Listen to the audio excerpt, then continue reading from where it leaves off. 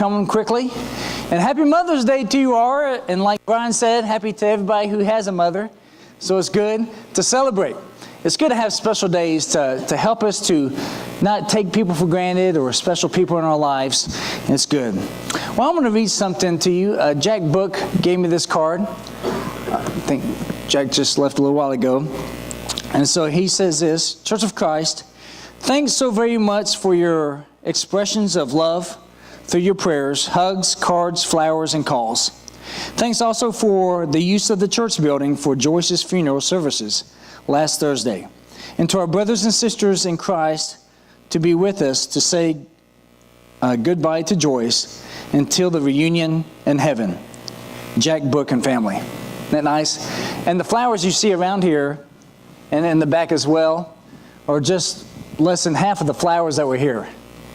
And the best testimony to Joyce's really celebration of her life, that's what it was how many people that were here, family and friends, to share good stories about her. It was really good. She had such a great love for people and for animals. She had over 48 different cats that they had. At one time, she had 13 cats at one time. And yeah, so it's really special. It was a cute story that, even a spider was in the house and she didn't want Jack to kill it. So she trapped it with a glass and put a card underneath it and took it outside and let it go. Now, it happens to be it was 0 degrees at that time. And Jack told her, he's like, sweetie, you just condemned that spider to a slow death. So it's just a sweet, sweet lady, and there's no doubt where she is today. Something else we want to celebrate. Want to welcome Raquel to our Christian family. Won't you stand, Raquel? She got baptized last week. Love you. Yeah, she's a week old today. Good. Have your first communion today. And also yesterday, Travis, lovely, got baptized. You stand up, Travis. So it's good. Yes, welcome to our Christian family. It's just a wonderful time, isn't it? We are so blessed by so many different things. And also, I want to let you know that Jane Washington, stand up, Jane, she's decided to join our family here. Yeah. She comes from Garland, Texas. Thank you. Here is it Saturn Road, Church of Christ? Right. And also Chrissy Nickel and her family. Is Chrissy here? She back from taking the kids? Okay, I'll wait until she comes in so I can embarrass her then. Okay, good. All right, good. And Lo Wallace, who's not here today, she told me she wouldn't be here. All these people have decided to join our family. What a good time. What a blessed time we have here as we continue to strive to grow and be a blessing to people around us. And keep working for the Lord. Keep working for the kingdom as we continue to do everything to glorify God. I want to look at part of this passage again. As we think about Mother's Day, I was thinking about what to talk about for Mother's Day. And I want to look at this passage here, particularly verses 3 through 5. Your adornment must not be merely external, braiding the hair and wearing gold jewelry or putting on dresses, but let it be the hidden person of the heart, with the imperishable quality of a gentle and quiet spirit, which is precious in the sight of God. For in this way, in former times, the holy women also, who hoped in God, used to adorn themselves, being submissive to their own husbands. So this is good, isn't it? And there's a certain aspect I want us to think about. First of all, what is beauty? What is beauty? Right on cue. Chrissy Nichols here. Emil, I just told everybody that she joined our family, so here she is. I think she was waiting until I said that. What is beauty? Perfect time.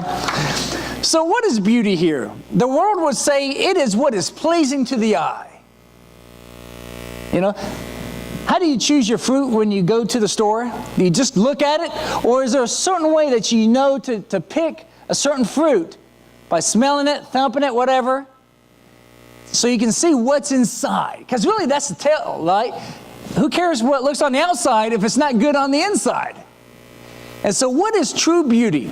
It's not what the world tells us. Because it's so weird that it's the world that tells us what's pleasing to the eye. Not only do they say it's what's pleasing to the eye, but this is what is pleasing to the eye. It seems not right, does it? That's because it isn't right.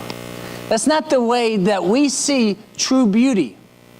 Because physical beauty will catch the eye, but inward beauty will catch the heart. Hopefully that was true for you and your spouses, and as you see your little kids growing up. Each one of those kids are beautiful to their parents, aren't they? Because they see the essence, they see the inner beauty of each child.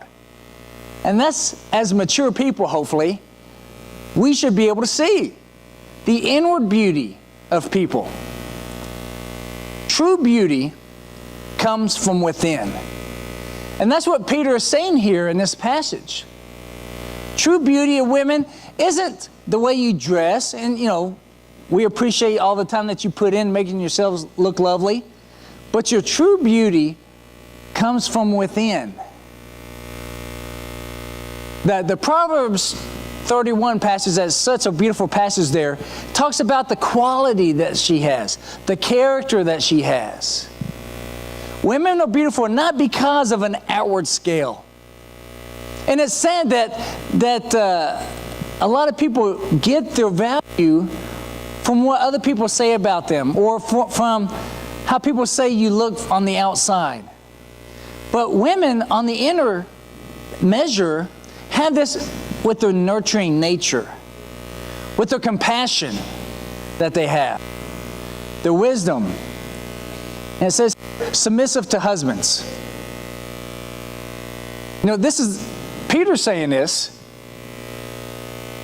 And he really makes a big point here. And it's not just being submissive to husbands, but as to the Lord. As women, as you submit to the Lord. And who else submits to the Lord? All of us. As all of us submit to the Lord. And that's what this says here in Ephesians 5:22, especially for women. Wives, be subject to your own husbands as to the Lord. Now society, just like society is saying, oh, this is the fashion that's in today. This is how you need to look. You need to be this size here, this size there. And then you'll be attractive. Likewise, the world is saying what kind of woman you should be and how you treat other people. This is how you're supposed to treat men. This is how you're supposed to raise up your kids. But we shouldn't take this guidance from the world, right? We should take our guidance from God, from the Bible. And this is where faith comes in. As we're talking about faith, this applies perfectly here. It comes in to say, are you going to trust the Word of God when it goes against what the world says? And the thing is, when you're brought up so much by what the world says, that becomes natural.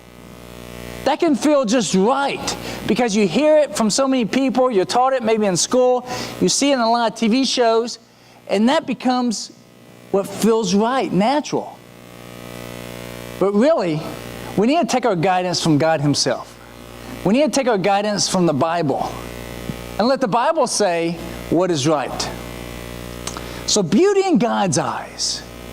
That's really the main person that we want to please. God, I want you to call me a beauty.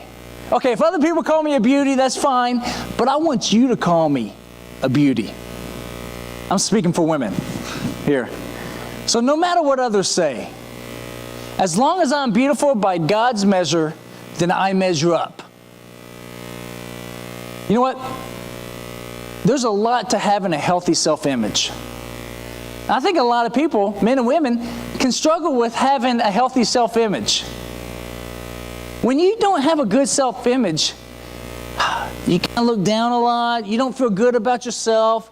Even if you may put on beautiful clothes, you may not feel like you measure up to some kind of standard that people have put up. It shouldn't be that way. Really, a good self-image comes from the approval of the right person.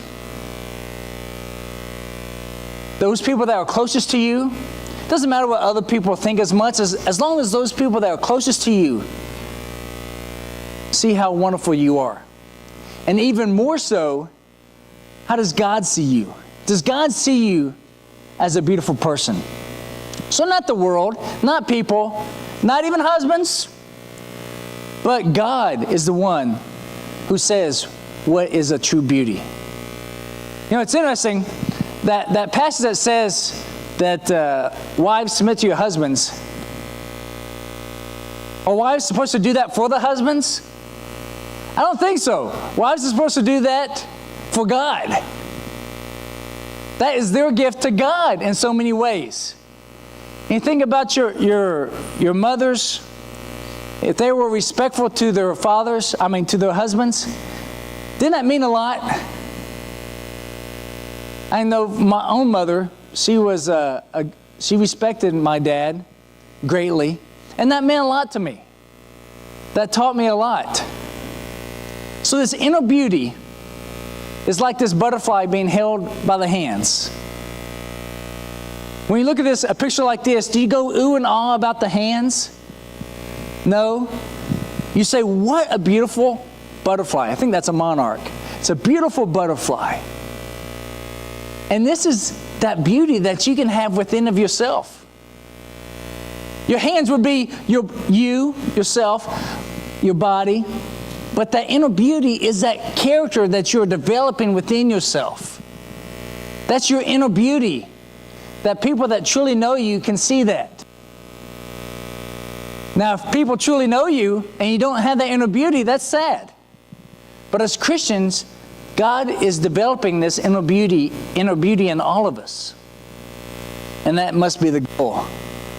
So what we do for God, who we are to our family, how we treat others in church, to the poor, and to the lost.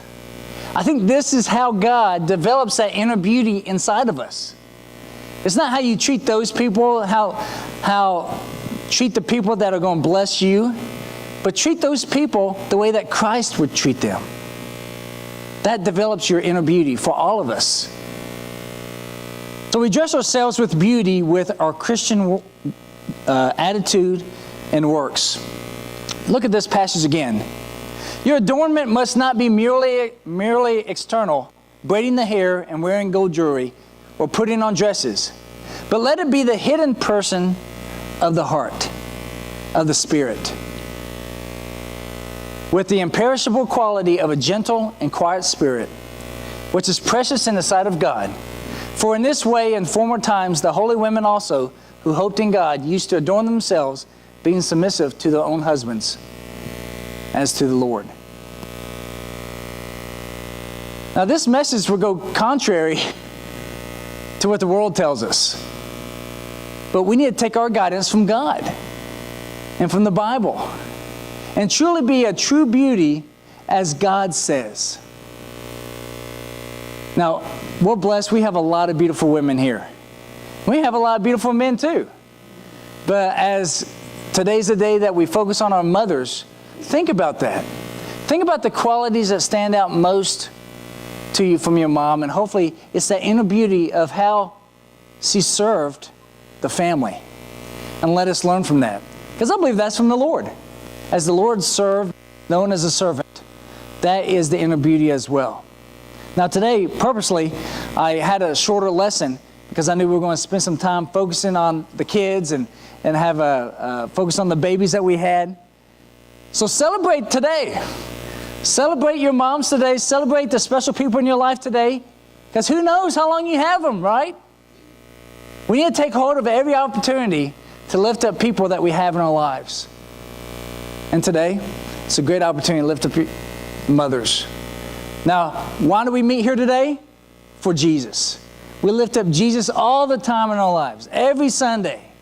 Which we have the baptism here, and which is the great symbol that we have when we die to ourselves and be reborn. If you haven't made that decision, please come forward as we sing this song now.